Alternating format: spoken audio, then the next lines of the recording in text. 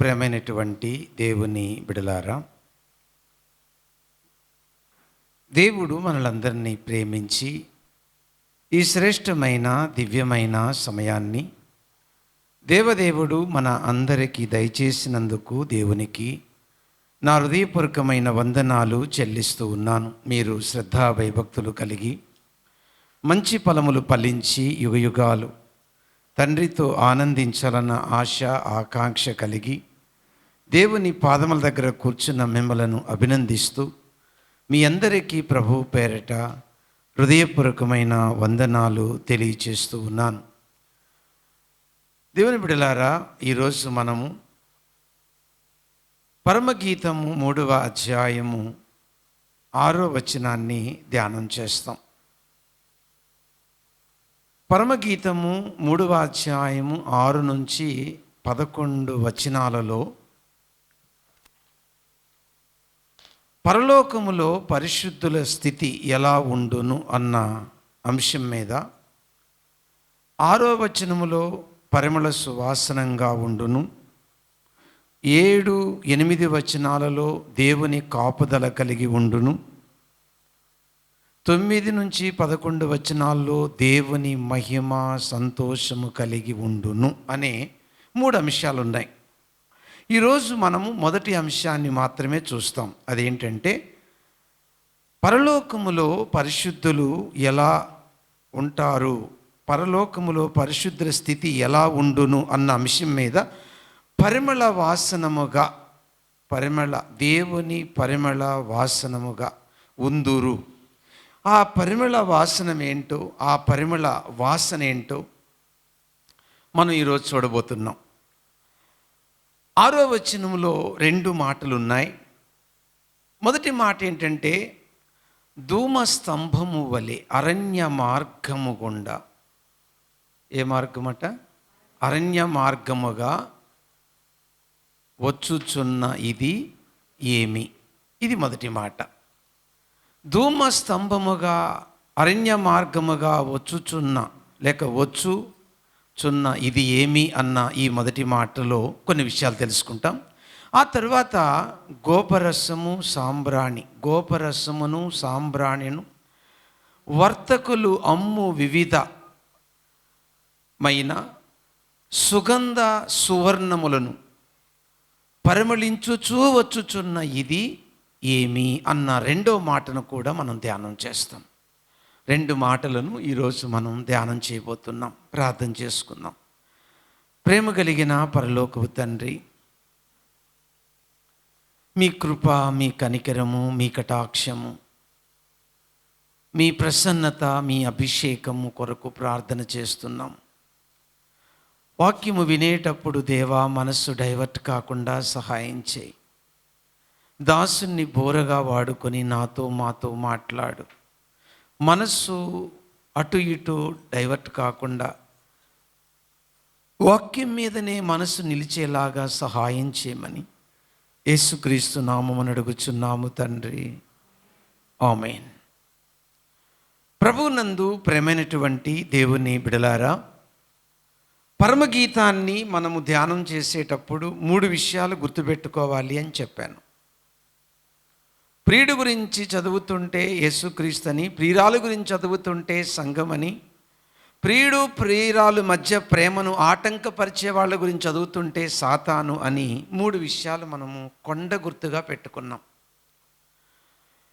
ఈ 3వ అధ్యాయము 1 నుంచి 5 వచనాలలో వివాహము కనబడుతుంది. 6 నుంచి 11 వచనాలలో పెళ్లి కుమారుని యొక్క పల్లకి మీద తీసుకుని వెళుతున్న విషయం కనబడుతుంది. అది ఇందులో ఉన్న నాటకీయంగా చెప్పబడిన విషయాలు. ఇది ఒక అలంకార భాష, ఇది ఒక ఎబ్రీ పోయిట్రీ. ఈ 6వ వచనంలో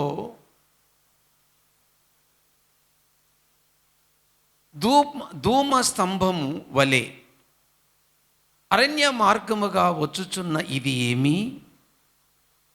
ఈ మొదటి మాటలో 3 మాటలు ఉన్నాయి. ఒకటి ధూమ, 2 స్తంభము, 3 అరణ్యము. అరణ్యము దేన్ని సూచిస్తుంది? యెషయా గ్రంథము 40వ అధ్యాయము 3వ వచనం ప్రకారం లోకానికి సాదృశ్యము. అరణ్యము లోకానికి సాదృశ్యం. ఈ అరణ్యం యొక్క అనుభవం ఏమిటి? చాలా ఉన్నాయి బైబిల్లో. ఒక్కటి తీసుకుందాం మనం. మత్తయి సువార్త 4వ అధ్యాయంలో యేసు ప్రభు ఈ అరణ్యమునకు కొనుపోబడెను. ఎందుకు? సాతాను చేత శోధింప బడుటకు. అంటే అరణ్యము అనేది శోధనకు, సమస్యలకు, కష్టాలకు, కడగండ్లకు, కన్నీళ్లకు, ఒంటరితనానికి సూచనగా ఉంది. యేసు ప్రభు లోకమనే ఈ అరణ్యానికి వచ్చినప్పుడు ఆయన ఎదుర్కొన్నది మొట్టమొదటిగా బాప్తీసం తీసుకున్న తరువాత 30 ఏళ్ల వయసులో బాప్తీసం తీసుకున్న తర్వాత ఆయన ఎదుర్కొన్నది శోధన. ఈ అరణ్యం అనే లోకములో సంఘం అనే వధువుకి ఏమున్నది? శోధన ఉన్నది. ఈ శోధన మనమందరము ఈ అరణ్యం అనే లోకములో ప్రతి దినము జయిస్తూనే ఉండాలి. అది అరణ్యం అంటే. 2 స్తంభము. స్తంభము దేన్ని సూచిస్తుంది?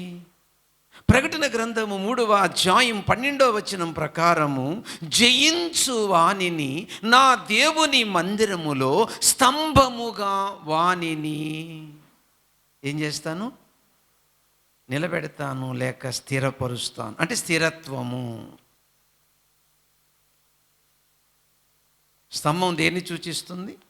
స్థిరత్వము. శోధనకు లొంగితే మనలో ఏమీ లేదు, స్థిరత్వము లేదు. శోధన గెలిస్తే మనలో ఏముంది? అది. దాని భావము అది, దాని అర్థము అది. కాబట్టి ఈ లోకములో నీవు నేను దేవునిలో స్థిరంగా ఉన్నామో లేదో తెలియచేసేది శోధన, శ్రమలు. విద్యార్థిని పరీక్ష పెట్టకుండా పాస్ చేస్తే వాడి టాలెంట్ తెలియదు, వాడి యొక్క స్టాండర్డు తెలియదు, భవిష్యత్తులో దెబ్బతింటాడు. పరలోక మహాపట్టణానికి మనం చేరుకోవాలి, ఆ ప్రభువుతో యుగయుగాలు ఉండాలి అని అంటే ఈ లోకమనే అరణ్యములో శోధన మనము జయించినప్పుడు నీవు స్థిరంగా ఉన్నావు అని నీ అంతరాత్మలో ఒక నిశ్చయత మనకు కలుగుతుంది, నీకు, నాకు, అందరికీ. కాబట్టి స్థిరత్వానికి గుర్తు స్తంభం. 3 ధూమ. ధూమ అంటే పొగ. దీనికి ఇంకొక పేరు ధూపము. ఈ ధూమ లేక ఈ ధూపము దేన్ని సూచిస్తుంది? కీర్తనల గ్రంథం 141వ కీర్తన 2వ వచనం ప్రకారము నా ప్రార్థన ధూపము వలె. అంటే ఈ పొగ లేక ఈ ధూమం లేక ఈ ధూమ లేక ఈ పొగ దేన్ని సూచిస్తుంది అంటే ప్రార్థన. ప్రార్థన. ఈ మూడింటిని కలిపి ఇప్పుడు మనం ఏం అర్థం చేసుకోవాలి? అరణ్యం అనే లోకములో నీకు నాకు శోధన ఎదురైనప్పుడు ఆ శోధన గెలవడానికి దేవుడు మనకిచ్చిన ఆయుధం ఏమిటి? ప్రార్థన. ప్రార్థన శక్తితో అరణ్యం అనే లోకములో సాతాన్ని జయించినప్పుడు ఈ స్తంభములాగా నీవు స్థిరంగా ఉంటావు. స్తంభములాగా స్థిరంగా ఉంటావు. ఇప్పుడు ఒక ప్రశ్న, ఈ పొగ ఎలా ఉందట? స్తంభములాగా. ఈ పొగ లేక ఈ ధూమము లేక ఈ ధూపము ఎక్కడ కనబడుతుంది? అరణ్యములో. అరణ్యం అనే ఈ లోకములో సంఘము ఒక స్థిరత్వము కలిగి లోకానికి ఆది నుండి కనబడుతూనే ఉంది. ఎప్పటి నుండి? ఆది నుండి సంఘము యొక్క స్థిరత్వము కనబడుతూనే ఉంది. ఎట్లా? ఇప్పుడు వివరిస్తాను. ఇప్పుడు చూడండి, ఈ యొక్క సొలొమోను యొక్క పల్లకీలో సూలమతి లేక భార్య లేక ప్రియురాలు ఆ పల్లకీలో కూర్చొని వెళుతూ ఉంటే ఆ పల్లకి గుండా ఏమి బయలుదేరిందట? ధూమ స్తంభము. ధూమ స్తంభము వలె అరణ్య మార్గముగా వచ్చుచున్న ఇది ఏమి అని ఆ పల్లకిలో ఉన్న ఆ యొక్క పెళ్లి కుమార్తె గురించి లేక ఆ వధువు గురించి మాట్లాడినట్టుగా సంఘము గురించి లోకం ఏం మాట్లాడుకుంటుందో చెప్తాను, వినండి. ఏం మాట్లాడుకుంటుంది లోకం? యేసు ప్రభు ఈ లోకానికి వచ్చాడు, 33.5 సంవత్సరాలు జీవించాడు. ఆయన సర్వ మానవాళ విమోచన కొరకై యజ్ఞమయ్యాడు బలి పశువుగా సిలువలో. ఆయన గాయముల్లో నుండి సంఘము ప్రారంభమైంది. పెంతెకొస్తు పండుగ దినమున ప్రారంభమైన సంఘం అరణ్యము గుండా, చెప్పండి, దాని యాత్ర కొనసాగుతుంది. వివాహమైన తరువాత పెళ్లి కుమార్తె ఏ విధముగా పెళ్లి కుమారుడి ఇంటికి వెళుతూ ఉందో అట్లాగనే మనమందరము యేసుక్రీస్తుతో ప్రధానము చేయబడిన తరువాత సంఘము ఈ భూమి నుండి పరలోకానికి ప్రయాణము చేస్తూనే ఉంది. అలా సంఘం అనే వధువు ఈ భూమి మీద నుండి పరలోకానికి ప్రయాణం చేస్తున్నప్పుడు లోకం ఏమని చెప్పుకుంటుంది? లోకము ఈ వధువు గురించి, సంఘము గురించి ఏమని చెప్పుకుంటుంది? పెంతెకొస్తు పండుగ దినమున ప్రారంభమైన ఈ సంఘము శోధన ఎదుర్కొంటూ ఉంది. శోధన ఎదుర్కోవడం ప్రారంభమైంది. అటువంటి శోధన సమయములో ఏం జరిగింది? అపొస్తలుల కార్యము 12వ అధ్యాయం 5వ వచనములో సంఘము అత్యాశక్తితో ఏమి చేయుచున్నది? ప్రార్థన. ఎవరి కోసము అనంటే సంఘానికి మూలకారకుడుగా దేవుడు నిలబెట్టిన పేతురు చెరసాల్లో ఉన్నప్పుడు సంకెళ్ళ చేత సైనికుల మధ్య బంధింపబడినప్పుడు సంఘం ఏమి చేయుచున్నది? ప్రార్థన. అటువంటి ప్రార్థన దేవుడు ఆలకించి ఆ పేతురు సంకెళ్లను తెంపివేసి ఆ సైనికుల మధ్య నుండి ఆ చెరసాల నుండి బయటికి తీసుకొని వచ్చినప్పుడు ఆనాటి ప్రజానీకము ఏమని చెప్పుకున్నది చెప్పండి? ధూమ స్తంభము వలె అరణ్య మార్గముగా వచ్చుచున్న ఇదేమి అనగా, అలా నలిపినట్టు నలిపే ఈ కొద్ది మంది జనాంగాన్ని వీళ్ళని లోకములో మట్టు మాయం చేయొచ్చు, నామరూపము లేకుండా చేయొచ్చు అనుకున్న ఆనాటి అధికారులు, ఆనాటి సమాజము అట్టి చిన్న సంఘం గురించి ఏమని చెప్పుకున్నది? ఇది ఏమి? భూ చరిత్రలో ఎవ్వడు కూడా ఇట్లాంటి పరిస్థితి అనగా ఇలా సంకెళ్ళు తెగిపోయిన అనుభవాలు లేవే. అలా బంధింపబడిన ఒక వ్యక్తి ఈ విధంగా బయటికి వచ్చిన ఆనవాలు లేవే అని ఆనాటి ప్రజలు చెప్పుకున్నారు. ఇదేమి? ప్రార్థన ద్వారా సంఘము అరణ్యమనే లోకములో శోధనను జయిస్తూనే ఉంది. ఏమండి? సంఘము చేసిన ప్రార్థన మీకు అర్థమైంది అనుకుంటాను. అరణ్యం అంటే ఏం చెప్పాను? లోకం. స్తంభం అంటే ఏం చెప్పాను? స్థిరత్వం. ధూమం అంటే ఏం చెప్పాను? ప్రార్థన. ప్రార్థన అనే ఆయుధముతో సంఘం లోకమనే అరణ్యములో శోధన జయించగా, అప్పుడు లోకములో ఒక స్తంభములాగా సంఘం స్థిరంగా ఉంది. అంటే సంఘానికి ప్రార్థన ఎంత అవసరమో. సంఘము కలిసి ప్రార్థన చేయకపోతే సంఘములో ఏముండదు? స్థిరత్వం ఉండదు. సంఘము ఏమి జయించలేదు? శోధన జయించలేదు. సంఘము శోధన జయించాలి అని అంటే సంఘములో ఏముండాలి? ప్రార్థన. కాబట్టి ప్రపంచంలో ఉన్న సార్వత్రిక సంఘములో నిజమైన విశ్వాసులు ఏమి కలిగి ఉన్నారు? ప్రార్థన. నీవు ప్రార్థన జీవితము కలిగి ఉన్నావంటే నువ్వు సార్వత్రిక సంఘములో ఉన్న బిడ్డవే అని దీని భావం. మరి సంఘమే చేయాలా? అంతకంటే తక్కువ చేయకూడదా? చెయ్యొచ్చు.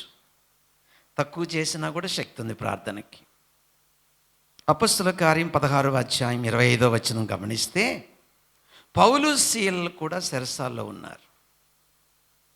పౌలు సీల చెరసాల్లో ఉన్నప్పుడు ఏం చేస్తున్నారు? వాళ్ళు ప్రార్థన చేస్తూ కీర్తనలు పాడుతున్నారు. వారి ప్రార్థన కీర్తన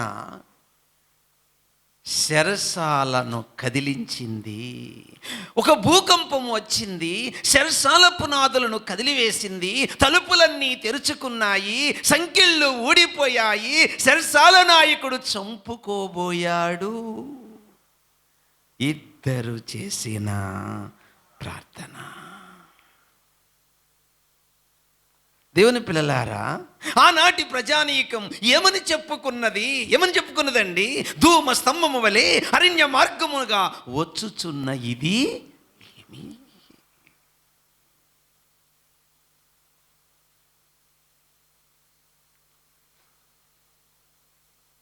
చరిత్రలో చెరసాల తలుపులు ఊడిపోవడం అదే మొదటిసారి. చరిత్రలో ఖైదీలు సంఖ్యలు ఊడిపోవడం అదే మొదటిసారి. చరిత్రలో భూకంపం అక్కడ కలగడం అదే మొదటిసారి. అందుకే ఆనాటి ప్రజానీకం ఇది ఏమి అని చెప్పుకున్నది. దేవుని బిడ్డలారా, అప్పటి నుండి ఇప్పటి వరకు సంఘము ఎలా ఉన్నదట?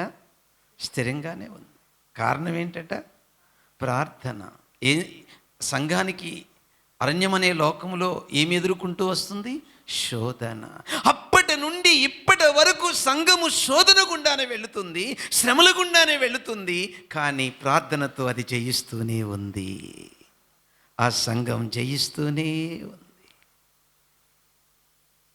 ఓకే పాస్టర్ గారు, సంఘ ప్రార్థనకి శక్తి ఉంది, ఇద్దరి ప్రార్థనకు శక్తి ఉంది. ఇద్దరి గురించి బైబిల్లో ఉంది కదా, ఎక్కడుంది చెప్పండి? మత్తయి సువార్త 18:20లో, నా నామమున ఎక్కడు 2-3 కూడియుందురో, లేకుంటే ఇద్దరు ఏకీభవించి నా నామమున ఏది అడిగినను. కాబట్టి ఇద్దరు కలిసి చేసే ప్రార్థనకి ఏముంది? శక్తి. ఒకటి ఎక్కడ చూసాము? సంభముల మనం స్థిరంగా ఉండాలంటే ఏ ప్రార్థన చూసాము? సంఘ ప్రార్థన. 2 స్తంభముల స్థిరంగా ఈ లోకంలో ఉండాలంటే ఏ ప్రార్థన చూసాము? ఇద్దరు ఏకీభవించి చేసే ప్రార్థన. అది కుటుంబ ప్రార్థన, లేదా ఇద్దరు కలిసి చేసిన ప్రార్థన, లేదా సంఘ ప్రార్థన, స్థిరత్వం. కాబట్టి ఈ శోధన జయించాలి, ఈ లోకాన్ని జయించాలి, సాతాను జయించాలి అని అంటే మనము వాడవలసిన ఆయుధం పేరేంటి? ప్రార్థన. ఒక్కరి ప్రార్థనకు శక్తి లేదా పాస్టర్ గారు? ఉంది. ఏంటది? చూద్దాం. యెహోషువ గ్రంథము 10వ అధ్యాయము 12-13 వచనాలు చదువుదాం. చదువు పాప. యెహోషువ గ్రంథము 10వ అధ్యాయము 12-13 వచనాలలో ఒక వ్యక్తి చేసిన ప్రార్థన ఎంత శక్తివంతమైందో చూద్దాం. యెహోవా ఇశ్రాయేలుల ఎదుట అమోరీయులను అప్పగించిన దినమున ఇశ్రాయేలు వినుచుండగా యెహోషువ యెహోవాకు ప్రార్థన చేసెను. ఏమని? సూర్యుడా సూర్యుడా నీవు గిబియోనులో నీవు గిబియోనులో నిలువుము. చంద్రుడా చంద్రుడా నీవు అయ్యాలో లోయలో నిలువుము. వాహ్! ఒక మనిషి ప్రార్థన సూర్య చంద్రులను ఆపేసింది. ఏమండి, ప్రార్థనకున్న శక్తి. ఆనాటి ప్రజానీకం ఏమని చెప్పుకున్నది? ఇది ఏమి ధూమ స్తంభము వలె అరణ్య మార్గము గుండా వచ్చుచున్నా ఇది ఏమి? ఐగుప్తిలో బయలుదేరిన ఇశ్రాయేలీలు ఏమండి, పగట మేఘస్తంభమై రాత్రి అగ్ని స్తంభమై ఏమండి, భూమిని దున్నకుండా, విత్తనము వేయకుండా, పంట కొయ్యకుండా దేవుని చేత పోషింపబడుతున్న ఆ పరిస్థితులలో ఆనాటి చుట్టుప్రక్కల ప్రజలు చెప్పుకుంటున్న వార్త ఏంటి? శుభవార్త. ఇది ఏమి? ధూమ స్తంభము వలె అరణ్య మార్గముగా వచ్చుచున్న ఇది ఏమి? దేవుని పిల్లలారా, ఈ పల్లకీలో ఈ పెళ్లి కుమార్తె వెళుతూ ఉంటే చెప్పండి, స్తంభంలాగా ధూపం లేక ధూమం లేక పొగ కనబడింది. ఆ పొగను చూసి ప్రజలు చెప్పుకుంటున్నారు, ఈ పెళ్లి కుమార్తె వెళుతూ ఉంటే. ఇప్పుడు అర్థమైంది కదా, ఆ పెళ్లి కుమార్తె ఎవరని చెప్పాను? సంఘం. ఆ ధూమం లేక పొగ ఎవరని చెప్పాను? ప్రార్థన. అరణ్యం ఎవరని చెప్పాను? లోకం. ఆ స్తంభం ఏమని చెప్పాను? స్థిరంగా ఉన్న సార్వత్రిక సంఘం. మొదటి మాట ముగిసింది. ఇప్పుడు రెండో మాటకి వెళదాం. ఈ ధూపము లేక ఈ పొగలో నుంచి ఏమి కనబడుతుంది? లేక ఏమి గమనించింది లోకం ఈ పొగలో నుంచి? చాలా జాగ్రత్తగా వినాలి మీరు. ఓకే, ఇప్పుడు అదే పరమగీతము 3వ అధ్యాయము 6వ వచనములో బి ఏ అయిపోయింది కదండి. బి ఏమనుంది? గోపరసముతోను సాంబ్రాణితోను వర్తకులమ్ము వివిధములైన సుగంధ చూర్ణములతోనూ పరిమళించుచూ వచ్చు. ఇది ఏమి? మీకు ఈ పాటికి అర్థమైపోయి ఉండాలా? ఆ పొగలో ఏమి తెలిసిందండి? ఆ పొగలో పరిమళ వాసన. మీకు ఇప్పుడు అర్థమైంది కదా, ఆ పొగలో నుంచి ఏమొచ్చింది బయటికి? పరిమళ వాసన వచ్చిందండి. పరిమళ వాసన వచ్చింది.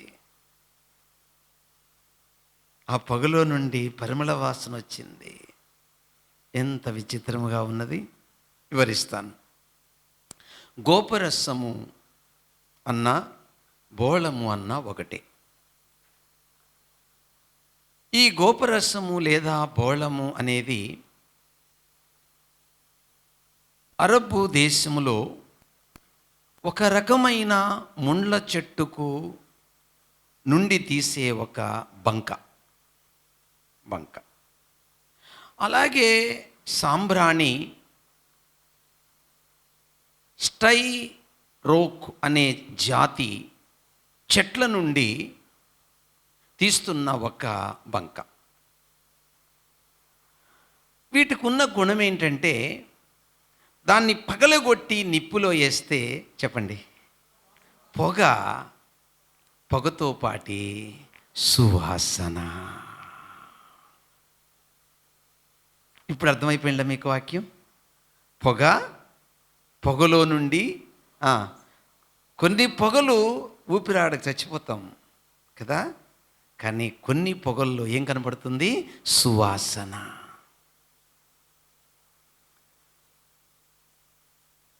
ఇప్పుడు బి దీన్ని వివరిస్తున్నాను. గోపరసముతోనూ సాంబ్రాణితోనూ వర్తకులమ్ము వివిధములైన సుగంధ చూర్ణములతోనూ వచ్చుచు పరిమళించుచున్న ఇది ఏమి? ఇప్పుడు లోతుగా వెళదాం. ఏమని చెప్పాను? గోపరసం అంటే బోళం లేక గోపరసం. బోళం అని అర్థం ఉంది. ఎందుకంటే మనకు బోళం అంటే బాగా గుర్తు. ఎందుకంటే క్రిస్మస్ వచ్చిందంటే ఖచ్చితంగా బోళం గుర్తొస్తుంది కదా. యేసు ప్రభు దగ్గరికి తూర్పు దేశపు జ్ఞానులు వచ్చినప్పుడు సాంబ్రాణి, బోళము, బంగారం తీసుకొచ్చిన విషయం మీకు తెలుసు కదా. గుడ్. మొట్టమొదటిగా బోళము యేసయ్య పుట్టుకలో ప్రత్యక్షమయ్యింది. కాబట్టి ఈ బోళము ఏం చెప్తుంది యేసయ్య గురించి? ఆయన పుట్టుకలో ఉన్న సువాసన, ఆయన జీవితంలో ఉన్న సువాసన. ఏమండి, భూ చరిత్రలో ఇలాంటి పుట్టుక ఎవరికైనా జరిగిందా అంటే జరగలేదు. ఇష్టం లేని వాళ్ళు ఏమైనా చెప్తారులేండి. వాస్తవికంగా సత్యాన్ని ఉన్నది ఉన్నట్టు కుండ బద్దలు కొట్టినట్టు చెప్పాలి అని అంటే యేసయ్య లాంటి పుట్టుక భూ చరిత్రలో జరగలేదండి. ఎందుకంటే ఆయన పుట్టుకలో చెప్పండి పరిశుద్ధతనే సువాసన ఉంది. ఏ సువాసన అండి? పరిశుద్ధత అనే సువాసన ఉంది. చాలా అద్భుతమైన సువాసన అండి, అద్భుతమైన సువాసన. ఆయన జీవితములో సువాసన, ఆయన మాటల్లో సువాసన, ఒక వేశ్యను పట్టుకొని అమ్మా అని పిలిచిన సువాసన.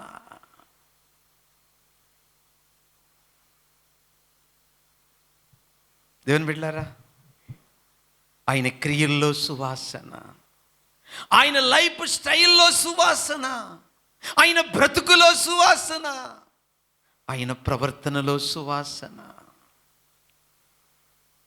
మొట్టమొదటి బోళము యేసు ప్రభు యొక్క వ్యక్తిత్వాన్ని, యేసు ప్రభు యొక్క విలువను, యేసు ప్రభు యొక్క గొప్పతనాన్ని, యేసు ప్రభు యొక్క ఔన్నత్యాన్ని, యేసు ప్రభు యొక్క సువాసనను తెలియపరిచింది. దేవునికి మహిమ కలుగునుగాక. బోళము మొదట తన పని తను చేసింది. మత్తయి సువార్త 2:11 కనపడుతుంది మనకి మాట, బోళము యేసు ప్రభువుకు అర్పించిన విషయం. ఇక రెండోసారి బోళము మళ్ళీ ఎప్పుడు ప్రత్యక్షమైంది? చదువమ్మ. మార్కు సువార్త 15:23. మార్కు సువార్త 15:23. బోళము రెండో పర్యాయం ఎప్పుడు ప్రత్యక్షమైంది? అంతటా బోళము కలిపిన ద్రాక్షారసము ఆయనకి ఇచ్చిరి, కానీ ఆయన దానిని పుచ్చుకొనలేదు. విన్నారా? యేసు ప్రభు సర్వ మానవాళి కోసము సిలువలో యజ్ఞమయ్యేటప్పుడు బోళం మళ్ళీ రెండోసారి ప్రత్యక్షమైంది. ఎంత విచిత్రంగా ఉన్నది. ఈ బోళాన్ని ద్రాక్షారసంలో ఎందుకు కలుపుతారంటే, నీకు విపరీతమైన పెయిన్ వస్తే డాక్టర్స్ లేదా నర్సులు మత్తు ఇంజెక్షన్ ఇస్తే ఎట్లా బాధంతా తెలియకుండా నిద్రపోతావో అదేనండి. బోళము ద్రాక్షారసంలో కలిపితే ఆ బళ్ళిపు పోటు, ఆ కొరడాల దెబ్బలు, ఆ ముళ్ళ కిరీటము, ఆయన అనుభవించే బాధ ఉండదు ఇక. అదనమాట ఇక్కడ రాయబడిన మాట. ఆయన రుచి చూసే అంటే దాన్ని తీసుకోలేదు, దాన్ని ఏం చేయలేదు, తీసుకోలేదు. ఇక్కడ ఒక ఆసక్తిదాయకమైన విషయాన్ని బోళం నేర్పుతుంది మనకు. అదేంటంటే, మొదట బోళము ఈయనెవరో చూపించింది, ఇప్పుడు ఆ బోళము ఆయన ఎవరో ఇప్పుడు ఏం చేసింది. ఇప్పుడు చూడండి, ఒకవేళ అది తాగుంటే ఆయనలో ఉన్న ప్రేమ, ఓర్పు, సహనము, భరించుట ఇవన్నీ తెలిసుండేది కాదు.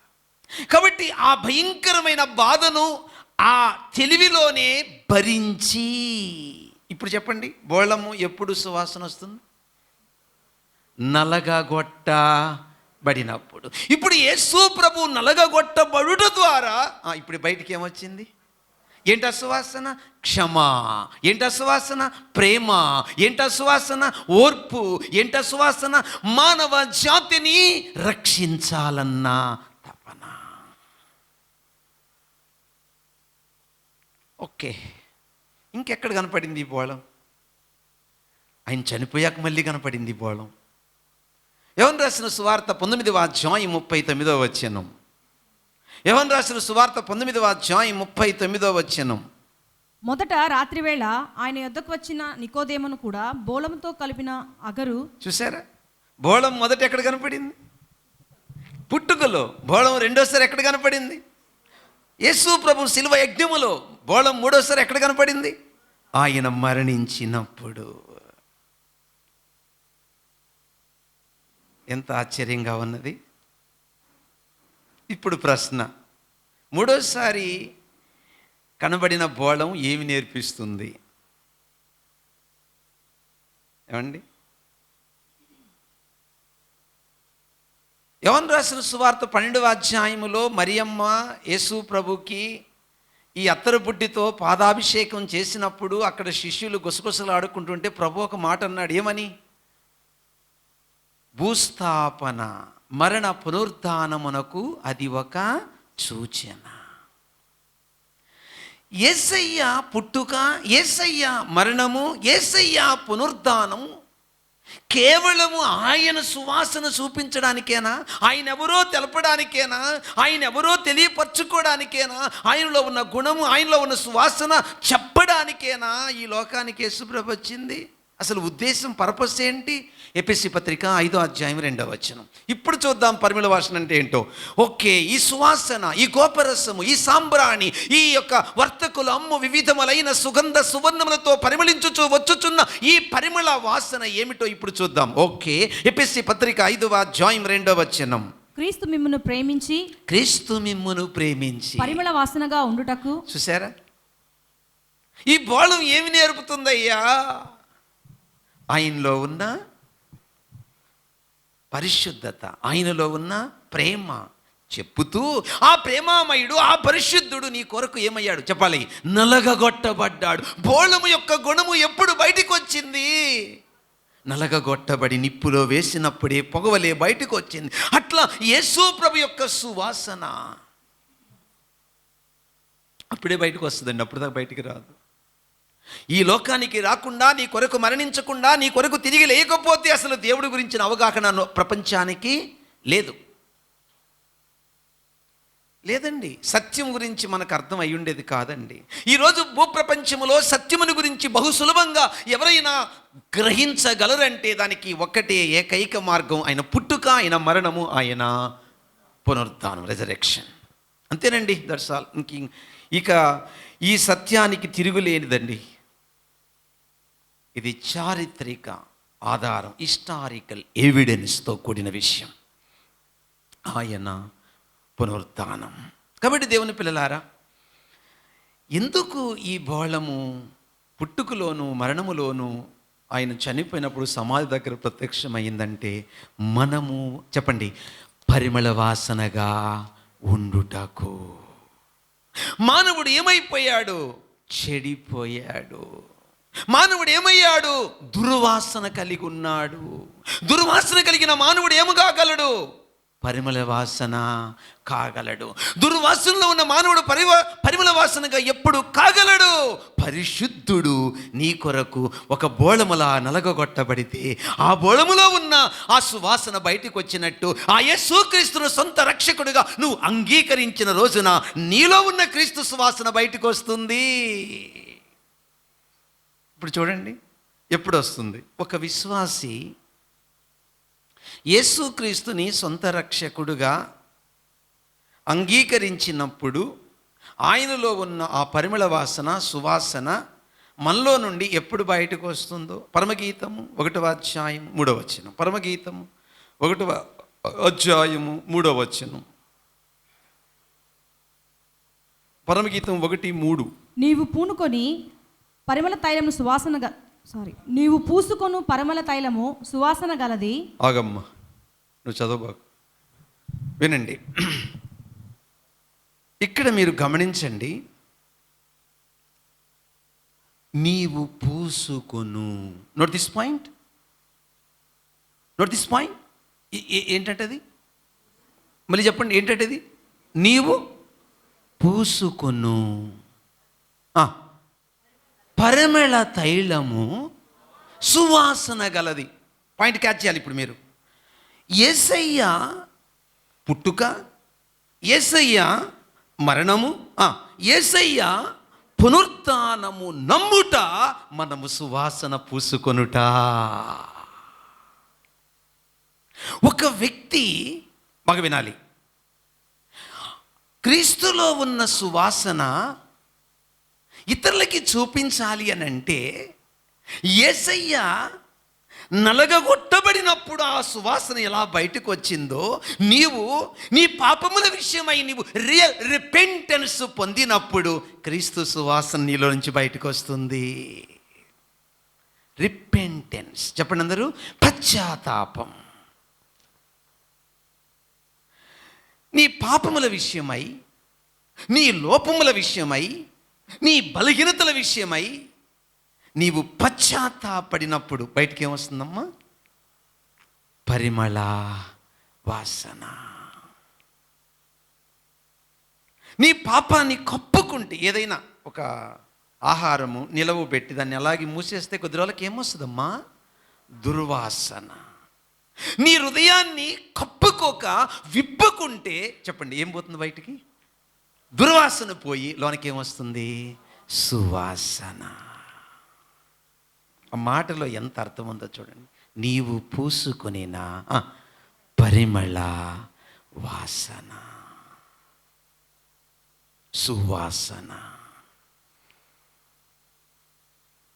దేవుని పిల్లలారా, అంశం గుర్తుందా? ఇంకేం గుర్తుందంటారా? అంశం ఏంటి?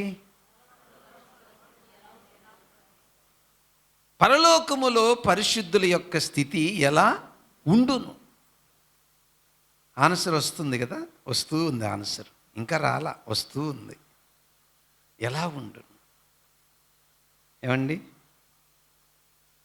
ఇక ఈ పరిమళ వాసన నీ దగ్గరే ఆగకూడదు. అది మీకు చెప్పండి, పరిమళ వాసనకున్న గుణం ఏంటి?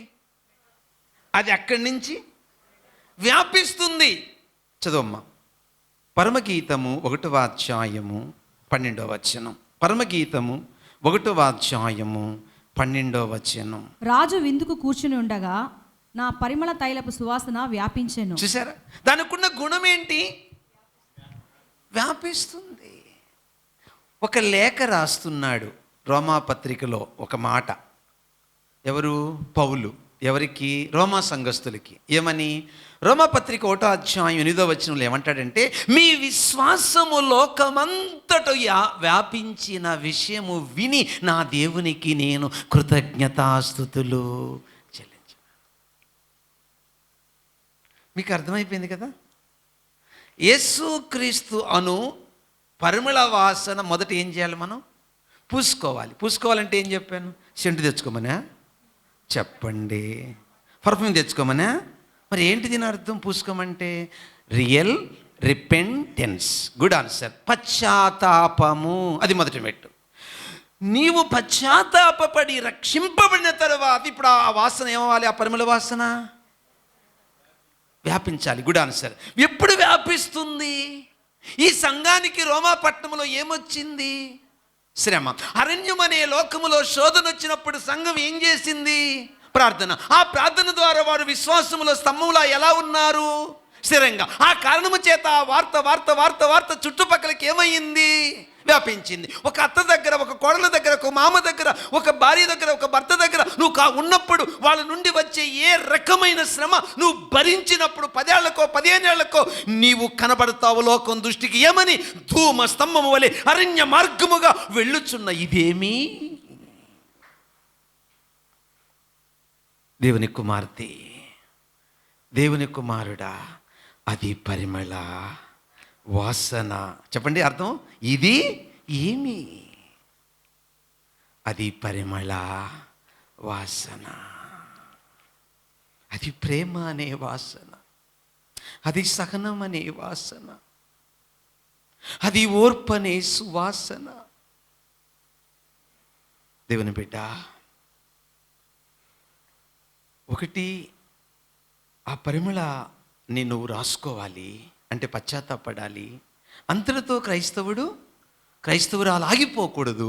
అది ఏమవ్వాలి? వ్యాపించాలి. పేరు చెప్పను కానీ ఒక సహోదరిని అడిగాను.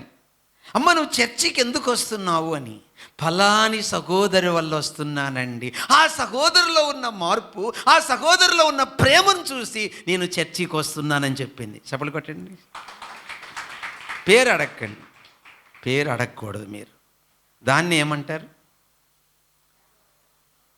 అయ్యో పరిమళ వాసన వ్యాపించుట.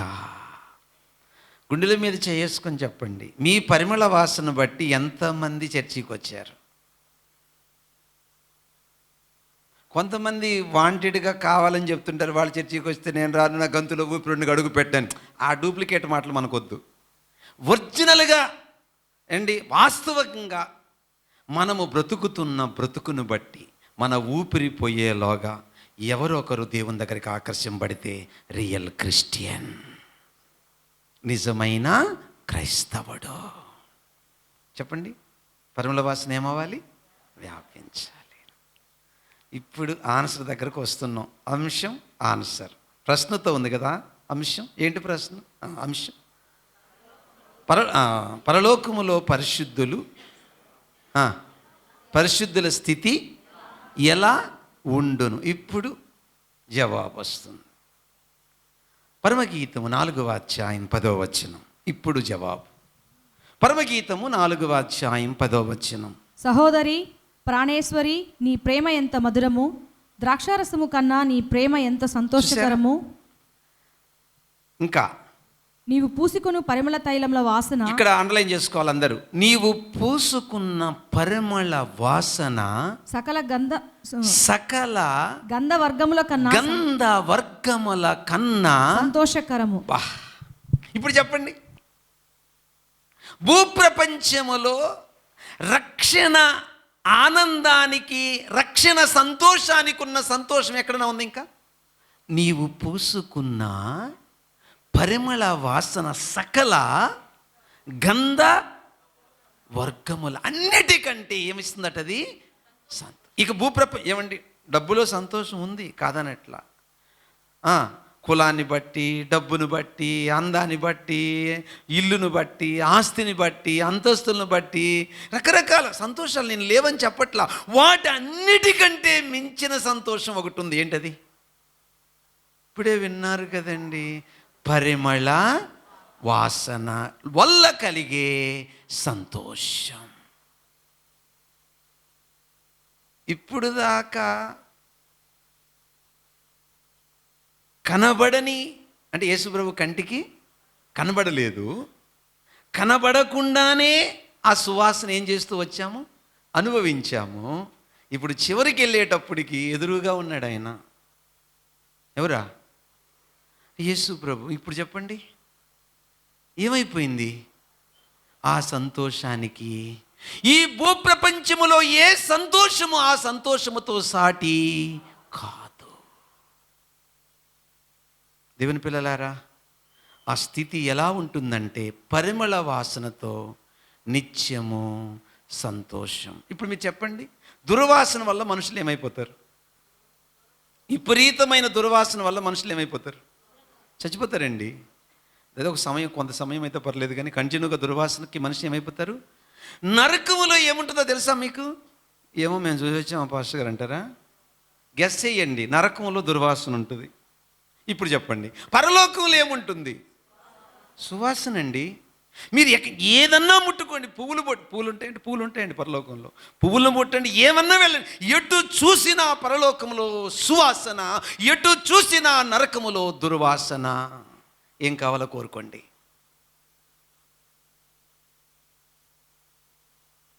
ఏం కావాలో కోరుకోండి. చెప్పండి, పరలోకంలో ఏముంటుందని చెప్పుకున్నాం? సువాసన, పరిమళ సువాసన. దానికి అదే ఆన్సర్ కదా. అంశము ప్లస్ వెంటనే ఆన్సర్ ఏంటది? పరలోకములో పరిమళ అంటే దేవుని పరిమళ సువాసన కలిగి ఉంటాము. అది ఒక్క 6వ వచనమే చూసాం. ఇప్పుడు పరలోకానికి వెళ్ళిన ఒక దైవజనుడి గురించి మాట్లాడతాను, వినండి. 30 సంవత్సరాలు ఒక దైవజనుడు అద్భుతమైన కృతజ్ఞతా భావముతో సేవ చేసి మరణ పడకలో ఉన్నప్పుడు యేసు ప్రభు దూతలను పంపించాడు, తీసుకురండి నా సేవకుణ్ణి అని. అప్పుడు వాళ్ళు వచ్చి అతన్ని టచ్ చేయగా మనోనేత్రాలు తెరవబడ్డాయి. మనోనేత్రం అంటే తెలుసా మీకు? ఇక్కడ ఆగుతాను. మనోనేత్రాలు అంటే తెలుసా? ఉదాహరణకి సినిమా చూస్తున్నా, నాకు తప్పనిపిట్లా. ఇంకో సందర్భంలో సినిమా చూస్తే నాకు అసహ్యం అనిపిస్తుంది. ఇప్పుడు చెప్పండి, మనోనేత్రము తెరవబడితే సినిమా మీద ఏం కలుగుతుంది? త్రాగుడి మీద ఏం కలగద్ది? బూతుల మీద ఏం కలగద్ది? చెడు మీద ఏం కలగద్ది? అది మనోనేత్రం అంటే చెడు నాకు కనిపించడం హృదయంలోనండి, ఈ కంటికి కాదు, అపార్థం చేసుకోవద్దు. కాబట్టి దేవుని రాజ్యము కూడా ఇలా ఎవరి మనోనేత్రాలు తెరవబడ్డాయో వాళ్ళకే కనబడుతుంది. ఉదాహరణకి యేసు ప్రభు భూలోకంలో శరీరధారిగా ఉన్నప్పుడు ఎంతమంది చూశారండి? అప్పటి కాలంలో చాలామంది చూశారు. యేసు ప్రభు తిరిగి లేచాక పునరుద్ధానుడైన తర్వాత మహిమశరీరంలో ఉన్న ప్రభుని ఎంతమంది చూశారండి? బైబిల్ లెక్కల ప్రకారం 500 మంది. దీన్ని బట్టి అర్థం చేసుకోండి, అందరూ పరలోకాన్ని, దేవుణ్ణి చూడలేరు. అర్థమైంది అనుకుంటానండి. బాహ్య నేత్రాలతో చూడడము వేరు. ఒక్కటే గుర్తుపెట్టుకోండి, మీ ఆత్మను ఎప్పుడైనా చూసారా? ఎవరు మాట్లాడలేదు. మీ ఆత్మనే చూడకపోతే దేవుని చూడగలమా మనం? కాబట్టి సృష్టిని చూసే ఈ కన్నులు సృష్టికర్తను చూడలేవు. అది గుర్తుపెట్టుకోవాలండి మనం. కాబట్టి మనోనేత్రాలు తెరవబడాలి, అది గుర్తుపెట్టుకోవాలి మీరందరూ. మనోనేత్రాలు తెరవబడ్డాయి అనడానికి నిదర్శనం ఏంటంటే చెడును అసహించుకొనుట, నీతిని, రాజ్యాన్ని వెతుకుట. ప్రైజ్ ది లార్డ్, హల్లెలూయా. అలాగా ఈయన చెడును అసహించుకున్నాడు, దేవుని కొరకు నమ్మకంగా సేవ చేశాడు, 30 ఏళ్ళు సేవ చేశాడు, మరణ పడకలో ఉన్నాడు. సహజంగా సేవకులకి మరి మీకు తెలుసు కదా, ఎలీషాకు ఏ రోగం వచ్చింది? మరణకరమైన రోగం. నిజమైన సేవకులకి జబ్బులు వస్తాయి, కష్టాలు వస్తాయి, బాధలు వస్తాయి, మంచాన్ని పడతారు. అలా పడగానే ఏం పాపం చేసి అనపాకండి, మక్కిలు కీళించుతాడు ఆయన. కాబట్టి ప్రతి సేవకునికి, ప్రతి విశ్వాసి పట్ల దేవునికి ఒక ప్రణాళిక ఉంది. కాబట్టి ఆ సేవకుడు ఆ మనోనేత్రాలు తెరవబడిన వెంటనే గట్టిగా ఆనందంతో, ఒక సంతోషం, అంటే ఆనందం కూడా ఒక విచిత్రమైన కేకేస్తారు కదండి. సంతోషంగా ఒక సంతోష వార్త చెప్పేటప్పుడు విచిత్రంగా కేక వేస్తారు కదండి. ఆ టైపులో ఈయన విచిత్రంగా కేక వేశాడు. ఎవరు? ఈ దైవజనుడు. ఈ సంతోషమైన కేక వేయగానే వాళ్ళు అనుకున్నారు మతి చలించింది.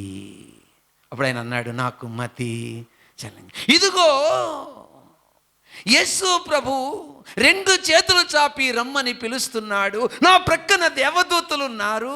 దివ్యమైన పరలోకాన్ని ఇక్కడి నుంచి నేను చూస్తూ ఉన్నాను. పరలోకములో చూపుకి పరిమితి లేదండి, గుర్తుపెట్టుకోండి. భూలోకంలో చూపుకి పరిమితి ఉంది. ఎటుంటే అక్కడేదో మసక్కు ఉంది అంతే నీ చూపు. అది పరలోకం అట్ట కాదండి, 1000 కిలోమీటర్ల నుంచి అయినా నువ్వు చూస్తావు. గుర్తుపెట్టుకోండి. ఎంత మన లైఫ్ని దేవుడు ఎంత బ్లెస్ చేశాడో చూడండి. కాబట్టి ఇక్కడి నుంచి అక్కడ చూశాడంటే అర్థం చేసుకోండి. ఇప్పుడు ఈ శరీరము చంద్రమండలం వెళ్ళాలంటే, సూర్యమండలం ఎట్టబోలేదు మస్ అయిపోద్ది. చంద్రమండలం వెళ్ళాలంటే చాలా టైం. అదే మన ఆత్మ పరలోకానికి వెళ్ళాలంటే వితిన్ 1 సెకండ్, రెప్ప పాటున. మన లైఫ్ని దేవుడు ఎంత అద్భుతంగా ఆశీర్వదించాడో చూడండి. కాబట్టి ఈయన చూస్తూ ఉన్నాడు పరలోకాన్ని, చూస్తూ ఉన్నాడు. ఎన్ని చెప్తూ ఉంటే వాళ్ళు నీకు ఏమన్నా మతి చలించిందని. లేదు, నేను తెలివిగా ఉన్నాను, ప్రభుని చూస్తూ ఉన్నాను, దేవదూతలను చూస్తూ ఉన్నాను, పరలోకాన్ని చూస్తూ ఉన్నాను. నా మాట నమ్మండి. అయ్యో, నేను పరలోకానికి వెళుతున్నాను. ఇంతకాలము నా ప్రాణ ప్రియుని కొరకు ఎదురు చూసిన నా యేసయ్య దగ్గరికి వెళుతున్నాను, మీరు కూడా సిద్ధపడండి అని చెప్తే ఈయనకి ఏదో మెంటలు వచ్చినట్టుంది అనుకున్నారు వాళ్ళు. పాపం అయిపోయింది. వినండి జాగ్రత్తగా, అయిపోయింది. ఇక వాళ్ళ వినలేదు. ఈ లోపల ఈయన, తండ్రి నీ చేతికి నా ఆత్మను అప్పగిస్తున్నాను అన్నాడు. కళ్ళు మూసేశాడు అంతే. అలా అయిన తర్వాత దేవదూతలకు ఒక చిన్న హెల్ప్ అడిగాడు. తన దేహాన్ని చూసుకుంటారు. అలాగా దేహాన్ని చూసుకుంటారు. ఆత్మ బయటకు వచ్చిన తర్వాత మన దేహాన్ని, అక్కడున్న మనుషులందరినీ చూస్తారు. ఈయన ఈ దేహంలో నుంచి బయటకు వచ్చిన తర్వాత తన దేహాన్ని చూసి భార్య ఏడుస్తుంటే అక్కడికి వెళ్ళి ఈయన చేతి ఇలా పెట్టి ఓదారుస్తుంటే ఆమెకేం తెలియట్లేదు. ఎందుకంటే వాళ్ళకి వీళ్ళు కనబడరు, వీళ్ళకి వాళ్ళు కనబడతారు. ఏమన్నాను? ప్రభువులో ఎవరైతే నిద్రిస్తారో వీరికి వాళ్ళు కనబడతారు. భౌతికంగా బతికున్న వాళ్ళ కంటికి వాళ్ళు కనబడరు, వాళ్ళ మాటలు కూడా వినబడవు. వీళ్ళ మాటలు వాళ్ళకి వినబడతాయి, వాళ్ళు వాళ్ళకి కనబడతారు, కానీ వాళ్ళు మాటలు వీళ్ళకి వినబడవు, వాళ్ళ యొక్క స్పర్శ కూడా వీళ్ళకి తగలదు. అది ఆత్మకు దేహానికి ఉన్న తేడా. ఇలా చేయబెడితే గాల్లో పెట్టినట్టుంది కానీ వాళ్ళకి ఏం తెలియట్లేదు. అప్పుడు దేవదూతలు చెప్పారు, భూమి మీద వాళ్ళని ఓదార్చడానికి మేము పరిశుద్ధాత్మ ఉన్నాము అని చెప్పారు. అయిపోయిందా? ఆ తర్వాత దేవదూతలు తీసుకెళ్లారు పరలోకాన్ని. తీసుకెళ్ళిన వెంటనే యేసు ప్రభు కౌలించుకొని, బలా నమ్మకమైన దాసుడు, ఆ మాటతోనే ఇక ఆనందానికి ఏమి లేవు చెప్పండి, ఇక అద్దులు ఉండవు. అది అనుభవిస్తే తప్ప అర్థం కాదండి. ఒక్కోసారి మీకు చెప్పడానికి నాకు చాలా కష్టమైపోతుంది. నేను పొందిన ఆనందం, నేను పొందిన సంతోషాన్ని మాటలతో వర్ణించడానికి నా దగ్గర భాష ఉండట్లేదు. చాలా బాధ అవుతుంది నాకు. అది ఎలా చెప్పాలి వీళ్ళకి ఈ ఆనందం అని నేను చాలా బాధపడుతుంటాను. ఎందుకు? దేవునిలో నేను పొందిన ఆనందం. ఓకే, ఆ తర్వాత ఏం జరిగిందంటే, ఇప్పుడు చూడండి, ఒక పెద్ద ఆయనకి వెళ్ళేటప్పుడు ఈపు చూపించాలంటే ఒక గొప్ప ఉన్నతమైన అధికారికి ఫీల్ అవుతాం కదా, అంత గొప్ప ప్రభువుకి వీపు ఎలా చూపించాలని ఫీల్ అవుతున్నాడు. అంటే వెళ్ళిన వెంటనే ఇంకా భూలోక సంబంధమైన థాట్ అంటే కొంత సమయానికి పోతాయి ఆ స్ఫటిక సముద్రంలో స్నానం చేసిన తర్వాత. బట్ ఆ సమయంలో ఆ థాట్ వచ్చింది కాబట్టి ఈయన ఇలా చూడగానే జస్ట్ ఇలా ఉన్న యేసు ప్రభుతో మాట్లాడుతూ జస్ట్ ఇదిగో నీ ఇల్లు అని ప్రభు దేవదూతలకు చెప్తున్నాడు, ఇదిగో నా సేవకునికి కట్టిన మహిమగల గృహములోని తీసుకుని వెళ్ళండి అని. ఆ గృహాన్ని ఇలా చూడగానే యేసు ప్రభు అక్కడ ఉన్నాడు. ఇటు చూస్తే యేసు ప్రభు, ఇటు చూస్తే యేసు ప్రభు, ఎటు చూసినా యేసు ప్రభు. ఇక ఆయన అన్నాడు, ఇదేనా ప్రభువా పరలోకములో నా ఆనందంలో పాలు పంచు. పరలోకము యొక్క ఆనందానికి కారణం యేసు ప్రభువేనండి. ఏంటి? పరలోకములో పరిశుద్ధుల యొక్క స్థితి. యేసు క్రీస్తుని ఏమండి పక్కనే ప్రభు ఉంటే ఆనందానికి అద్దులండి. సరే, తీరాడికి వెళ్ళిన తర్వాత చాలా దూరం కదా, ఆ దూరానికి వెళ్ళిపోయాడు. వెళ్ళిపోయిన తర్వాత ఇంటిలో అడుగు పెట్టకనే యేసుకున్నాడు. మళ్ళీ ప్రత్యక్షమైన కాడ యేసు ప్రభువే, దూరంగా చూస్తే యేసు ప్రభువే, ఇంట్లో చూసిన యేసు ప్రభువే. ఏమండి, ఏమిటి మన లైఫ్? ఏంటి మన జీవితం? ఆనందదాయకం, ఆనందమయమే. మన లైఫ్ అంతా ఆనందమయమే. పాఠం సమాప్తం. ఇంకేం లేదు చెప్పడానికి. అంశం చెప్పండి. పరలోకములో పరిశుద్ధుల స్థితి ఎలా ఉండును? ఇప్పుడు చెప్పండి. పరిమళ వాసనతో ఎల్లప్పుడూ ఆనందము కలిగి ఉండును. అందరం లేచి నిలబడదు. అందరం లేచి నిలబడదు. అందరం లేచి నిలబడదాం. తలలు వంచి కళ్ళు మూసుకొని హృదయపూర్వకంగా కాసేపు దేవునితో మాట్లాడదాం. ప్రభువా, ఈరోజు పరమగీతం 3వ అధ్యాయం 6వ వచనంలో 2 మాటలు తెలుసుకున్నాను. మొదటి మాట ఏంటి? ధూమ స్తంభము వలె అరణ్య మార్గముగా వచ్చుచున్న ఇది ఏమి? రెండో మాట ఏంటి? గోపరస్మతోనూ సాంబ్రాణితోనూ వర్తకులు అమ్ము వివిధములైన సుగంధ సూర్ణములతోనూ పరిమిళించుచూ వచ్చు ఇది ఏమి? ఏం చూసాము? సొలొమోను పల్లకిలో సులమతి వెళుతూ ఉన్నప్పుడు ఏమేశారు? ఈ సుగంధ ద్రవ్యాలను నిప్పులో వేస్తే పొగలా బయటికి వచ్చింది. ఆ పొగలో నుండి వచ్చిన సువాసనకి వాళ్ళు అంటున్న మాట ఇది ఏమి?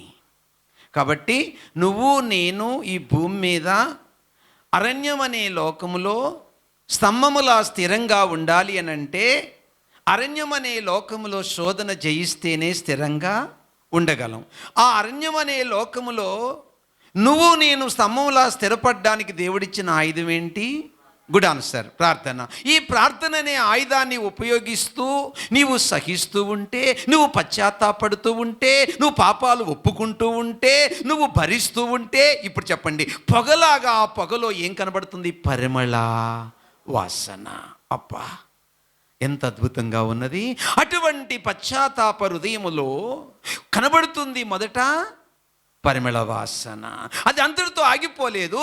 నీవు శ్రమలు భరిస్తూ ఉంటే అది ఏమవుతుంది? నీ నుండి ఆ పరిమళ వాసన వ్యాపిస్తుంది. Good answer. అది వ్యాపించడమే కాదు, ఆ పరిమళ వాసన నిత్యము ఆ యేసు పక్కలో నువ్వు ఉండి ఆనందించబోతున్నావు. బా బా బా బా, ఏం ఆనందం అండి, ఏమి సంతోషం అండి, ఏమి లైఫ్ అండి. ఇంత గొప్ప భాగ్యాన్ని విడిచిపెట్టి నువ్వు సరైన టయానికి చర్చికి రావట్లా, తప్పు కదా? ఇంత గొప్ప భాగ్యాన్ని విడిచిపెట్టి రోజుకి ఒక్క అరగంట కూడా ప్రార్థన చేయట్లా, తప్పు కదా? ఇంత గొప్ప ఆనందాన్ని నీవు నిర్లక్ష్యం చేసి బైబిల్ చదవట్లా, తప్పు కదా? ఇంత గొప్ప దేవుడిచ్చే వైభవాన్ని నిర్లక్ష్యం చేసి నీవు ఆధ్యాత్మిక జీవితాన్ని పెడచెవు పెట్టావు, తప్పు కదా? అల్పకాల పాప భోగముల కొరకు పరిగెడుతున్నావు, తప్పు కదా? అల్పకాల పాప భోగముల కొరకు పరిగెట్టిన ఏసావు ఏమాయను? చనిపోయాడు. ఆకాను ఏమాయను? చనిపోయాడు. గెహజీ ఏమాయను? చనిపోయాడు. దేవుని బిడ్డ, ఈరోజు ఒక తీర్మానం తీసుకో. ఈరోజు ఒక తీర్మానం తీసుకో. నేను లోకాన్ని జయించడానికి, నేను పాపాన్ని జయించడానికి, నేను బలహీనతలను జయించడానికి, నేను లోకములో శోధన జయించడానికి చెప్పండి, ధూపం ఏంటది? ప్రార్థన.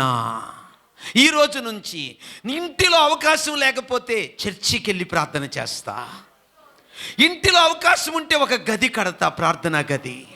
వ్యక్తిగత ప్రార్థన నా పరిస్థితులను మారుస్తుంది, నా బ్రతుకును మారుస్తుంది, నా ప్రవర్తన మారుస్తుంది. ఎంతగా మారుస్తుంది? ధూమ స్తంభము వలె అరణ్య మార్గమునగా వచ్చుచున్న ఇది ఏమి అని లోకము, ఈ ప్రజానికము ఆశ్చర్యపోయేలా నా బ్రతుకును మారుస్తుంది ప్రార్థన. లోకము చేత త్రాగుబోతు అని అనిపించుకోవడానికి ఇష్టపడట్లా నేను. లోకము చేత వ్యభిచారి అనిపించుకోవడానికి ఇష్టపడట్లా నేను. నా ప్రభువు చేత బలా నమ్మకమైన కుమార్తె, బలా నమ్మకమైన కుమారుడా అని అనిపించుకోవడానికి ఇష్టపడుతున్నా నేను. నాకొద్దు ఈ లోకం, నాకొద్దు ఈ జీవితం, నాకొద్దు ఈ బ్రతుకు. నాకు కావాలి యేసయ్య కోరుకున్న సాక్ష్యం కావాలి. ఆ దైవ సేవకుణ్ణి ముద్దు పెట్టుకొని, ఆ దైవ సేవకుణ్ణి కౌగిలించుకొని బలా నమ్మకమైన బిడ్డ అనిపించుకున్న ఆ యేసయ్య పిలుపు నాకు కావాలి. దాని కొరకు భరిస్తా, దాని కొరకు సహిస్తా, దాని కొరకు ఓర్చుకుంటా. నాకొద్ది లోకం, నాకొద్ది లోకం, నాకు కావాలి యేసయ్యా, నాకు కావాలి యేసయ్యా. ఇది మొదలుకొని అరణ్యం అనే లోకములో ఎదుర్కొంటున్న శోధన జయించి స్తంభములా స్థిరపడ్డానికి ధూపము ఆపకుండా వేస్తా. అంటే ప్రార్థన చేస్తా, ఎడతెగని ప్రార్థన చేస్తా, ఎడతెగని ప్రార్థన చేస్తా. చెప్పగలవా ఈ మాట? యేసయ్యతో చెప్పగలవా? ప్రభువా, ఈ ఆనందము గురించి తెలియక ఇంకా ఇంకా లోకాన్ని ప్రేమిస్తున్నాను అయ్యా. ఈ ఆనందమును రుచి చూడక నేను మేడి పండు పైకి మంచిగానే ఉంటుంది, కానీ పొట్ట విప్పితే పురుగులు. బయటికి క్రైస్తవుడిగా, క్రైస్తవురాలుగా కనబడుతున్నాను మంచిగా, కానీ నా హృదయ స్థితి ఇప్పుడు విన్న వాక్య ప్రకారము ఆనందముతో లేదయ్యా. ఆ స్థితికి ఎదగడానికి నాకున్న లోపం ప్రార్థన తక్కువైపోయిందయ్యా, ప్రార్థన లోపించిందయ్యా. శోధనకి లొంగిపోతున్నానయ్యా, కారణం ప్రార్థన తక్కువైందయ్యా. నాకు తెలుస్తుంది ప్రార్థన తక్కువైందని, నాకు తెలుస్తుంది లోకంతో స్నేహం చేస్తున్నానని, నాకు తెలుస్తుంది లోకంలో కలిసిపోయానని, నాకు తెలుస్తుంది ప్రార్థన కొదువయిందని. ఎన్ని వాక్యాలు వినేది, ఎన్ని ప్రసంగాలు వినేది, ఎన్నిసార్లు గద్దింపు వినేది, అయినా మార్పు లేదే. కావాలేసయ్యా, లోకము నా గురించి ధూమ స్తంభం వలె అరణ్య మార్గముగా వచ్చుచున్న ఇదేమని చెప్పుకునేలాగా నా సాక్ష్యం ఉండాలయ్యా. ఆ పొగలో సువాసనుందయ్యా, ఆ పొగలో గోపరసం, సాంబ్రాణి, వర్తకులము, వివిధములైన సుగంధ చూర్ణములతో పరిమళించేది ఆ పరిమళ వాసన. అలాగ నా బ్రతుకుండాలి. నా మాటలో పరిమళ వాసన, నా జీవితంలో పరిమళ వాసన, నా సాక్ష్యంలో పరిమళ వాసన, నా ఉద్యోగంలో వ్యాపారంలో పరిమళ వాసన, నా బ్రతుకంతా పరిమళ. ఎప్పుడయ్యా నేను భరించినప్పుడు, ఎప్పుడయ్యా సువాసన నేను సహించినప్పుడు, ఎప్పుడయ్యా నాకు ఆ సహనం వస్తుంది ప్రార్థించినప్పుడు. ఆ స్థితికి నన్ను తీసుకెళ్ళయ్యా. నీ పరిమళ వాసన సువాసన లోకానికి చూపించడానికి అరణ్య ప్రాంతంలో 40 రోజులు ఉపవాసం ఉండి ప్రార్థించావు ప్రభువా. అప్పుడప్పుడు నీ సన్నిధిలో ఉపవాసం ఉండి ఎడతెగక ప్రార్థించే స్థాయికి నన్ను తీసుకెళ్ళు ప్రభువా అని ఒక్క 5 నిమిషాలు అందరూ ఎడతెరిపి లేకుండా ప్రార్థించండి. Please start. Please open ever mouth.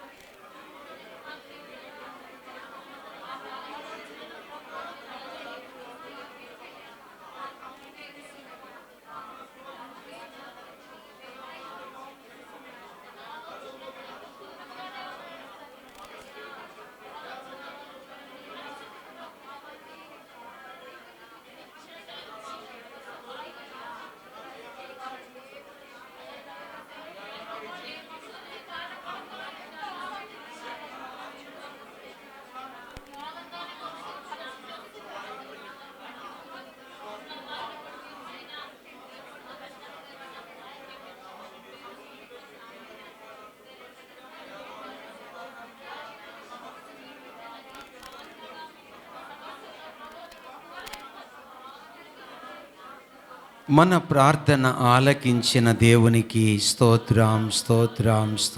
ప్రార్థన. ప్రేమ కలిగిన నా పరలోకపు తండ్రి, నీ కుమారుడు నా ప్రభు అప్పగింపబడిన రాత్రి ఒక రొట్టెనెత్తుకొని కృతజ్ఞతాస్తులు చెల్లించి విరచిది నా శరీరము అని చెప్పాను.